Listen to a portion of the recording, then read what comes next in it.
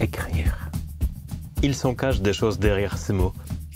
Depuis que je réalise des films, j'ai la sensation que c'est une source inépuisable d'échanges, de débats et de pas de côté. C'est aussi un moment de fabrication de films peut-être le plus accessible à toutes et à tous, mais aussi le plus solitaire. Il m'a donc paru intéressant d'aller à la rencontre de Justine Arbonnier, Céline Chiu et Vincent Pouplard, 3 autoristes qui ont bénéficié d'une aide à l'écriture. Nous allons les questionner sur leur relation intime à cette étape fondamentale pour un ou une cinéaste. Et d'ailleurs, quel est leur endroit préféré pour écrire? Ces dernières années, j'ai beaucoup voyagé, j'ai beaucoup bougé et les cafés sont devenus l'endroit où j'écris principalement. L'écriture, c'est vraiment un de mes moments préférés vraiment du processus de fabrication d'un film. Je suis assez à l'aise avec les mots, avec le fait de développer une pensée à l'écrit. C'est un moment que j'aime, que je trouve fondamental en fait. J'écris au milieu de mes livres, j'écris au milieu des photos, j'écris au milieu de mes carnets qui sont dans tous ces endroits-là, ces meubles, ces étagères. De mes disques durs qui sont là juste à côté. J'écris seul et ici parce que j'ai besoin de, je sais pas, de me sentir entouré bizarrement, mais par ces données, par ces fragments de livres, ces morceaux de poésie, ces images qui m'inspirent. Bah voilà, c'est centralisé dans ce petit machin qui s'appelle un ordinateur. Alors moi j'écris ici, soit des fois j'écris là. Et un endroit où j'adore écrire, c'est le train. Peut-être aussi parce que je pense toujours, tu sais, j'adore dans La Nuit américaine, quand Truffaut dit « Les films sont comme des trains qui filent dans la nuit ».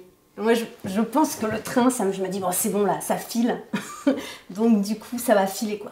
Tu vois, ça va rentrer dans le tunnel, puis ça va enquiller, quoi. Il y a des projets où l'écriture peut venir après que j'ai même commencé un peu à filmer ou à prendre quelques petites notes. Puis il y a des projets où vraiment j'ai besoin d'être tout de suite dans l'écriture, d'être tout de suite dans la réflexion de pourquoi ce projet, pourquoi faire ce film. Et c'est l'écriture qui va m'aider à trouver mes réponses. Écrire, ça me sert à faire qu'un projet de film s'enracine en moi. Ça va de la sensation absolument terrifiante du saut dans le vide à une espèce de grâce extatique. Ça dépend vraiment des moments. Enfin, des fois c'est dur. J'arrive pas, je sais pas, j'ai l'impression des fois que je mets 1h30 à aligner 3 phrases. Mais c'est parce que j'ai pas les idées claires au fond. Et dans ces cas-là, il faut justement reprendre, s'allonger dans ce lit qui est juste à côté parce que c'est un bureau qui fait aussi chambre d'amis. Aller au parc avec ma fille, réfléchir 2 secondes, aller faire une promenade, j'en sais rien. C'est comme des petits verrous qu'on n'arrive pas à faire sauter à des moments. Je pense qu'il y a 2 choses dans l'écriture pour moi très importantes. De manière un peu simple, il y a la première étape qui est le pourquoi faire ce film. C'est ça que va me permettre l'écriture. Ça va me permettre de répondre à cette question qui est fondamentale, je pense, et qui va faire qu'on va être capable de passer parfois plusieurs années sur un projet. Je dirais la deuxième chose fondamentale de l'écriture, c'est de répondre à la question du comment, de trouver la forme, de comment je vais pouvoir raconter l'histoire que je veux raconter. Mais évidemment, et c'est ça qui est... c'est ça que j'aime du documentaire, c'est que plein de choses se passent pas du tout comme c'était prévu. Et il va falloir, au moment du tournage, avoir cette intention en fait, à ce qui se passe maintenant. En fait, c'est très important en fait cette attention qu'on peut penser à ce qui se passe dans le présent, maintenant, et de rester vraiment à l'écoute de ce moment-là. En documentaire, on se documente sur la vie de quelque chose, sur une thématique, sur je sais pas, un sujet, et ensuite à nous d'en faire une histoire. Et c'est ça qu'on met dans le séquencier.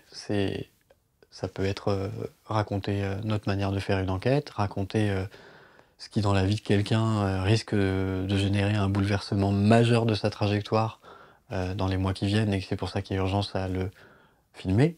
Dans toute chose, il y a des déclencheurs. Dans toute chose, il y a des moments qu'on appelle le climax en scénario et des histoires à raconter. Ouais. Ces moments où on va faire lire, donc il y a des personnes qui interviennent qui sont très importantes, comme par exemple des conseillers à l'écriture, qu'on appelle aussi script doctor.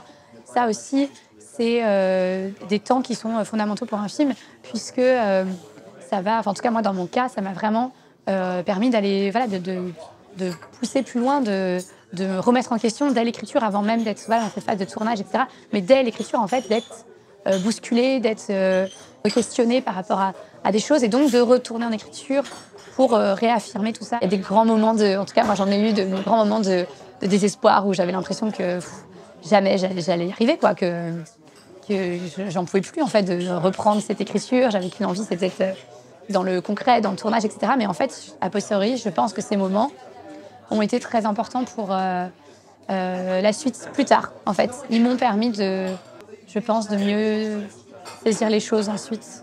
Je pense que quand je suis vraiment en tournage ou en montage, je regarde plus le dossier. Mais parce qu'il est là. La boussole, elle est dans ma poche, elle est à la place de ma montre, elle est dans ma tête. Enfin, je sais où je vais, et puis je suis conscient du contrat que j'ai avec les personnes que j'ai filmées, je pense. Et après, c'est une grande satisfaction, une fois que tu as terminé le film, ou une grande surprise, une fois que tu as terminé le film, de rouvrir le dossier et de redire ah tiens, c'est quand même sacrément proche de ce que j'avais écrit, je me souvenais même pas avoir écrit ça. Et pourtant, si je l'ai écrit, c'est que j'avais envie de le tourner quelque part. Ça sert à rêver un film, je pense. C'est aussi l'outil de travail qui va me permettre de rentrer en dialogue avec les personnes avec lesquelles je vais travailler. Donc, par exemple, mon dernier film, Katie Blues, ma chef opératrice a lu différentes versions du projet. Elle est toujours arrivée en fait, avec des questions très pertinentes. Et ça m'a vraiment aidé à nourrir l'écriture. Ce qui est compliqué quand même des fois, c'est de ne pas avoir la possibilité de consacrer du temps en dehors d'autres contraintes, du fait que voilà, il faut payer son loyer, on est à la naissance, à l'origine du truc, sauf que ça c'est rarement pris en compte dans l'économie globale d'un film, alors que sans ça, il n'y a pas de film. Les aides à l'écriture, ça sauve un peu la vie. À partir du moment où on a envie de se concentrer sur nos films et pouvoir s'offrir un temps de repérage ou juste un peu de sécurité financière, de se dire bon là si je continue à enchaîner les ateliers, les captations, les films institutionnels et je ne sais quoi d'autre, ou même les jobs alimentaires, alors qu'en vrai j'ai un film à faire, si j'avais pas eu ces aides, c'est certain que ces films n'auraient pas avancé plus. Enfin, à un moment donné, c'est aussi, je me souviens très bien de la fois où j'ai eu la SCAM sur Pas comme des loups, peut-être que c'est parce que c'est la première fois que j'ai eu une aide à l'écriture dans ma vie et j'en suis hyper content. Mais en fait, je croyais que je l'avais pas eu. Avec ma productrice, 2 mois avant, c'était appelé, genre: «Tu vu, on n'est pas dans les noms, merde, ça fait chier» et cetera. Puis il me rappelle au mois de mars en me disant: «Bonjour, vous avez une» et j'étais là: «Ah ouais? Ah bah trop bien!» Et en fait, c'est un encouragement tellement unique. Enfin, tu vois, d'un coup, tu te dis: «OK, je peux voir venir là, j'ai au moins de quoi vivre 2-3 mois sans trop me soucier, du pragmatisme, on va dire, et je peux me concentrer sur mon film». Enfin, c'est à la fois, un encouragement, une reconnaissance et un truc qui donne envie, en fait. Sans l'objet, dossier ou scénario qui est le fruit de l'écriture, il n'y a pas de rencontre possible avec des sociétés de production.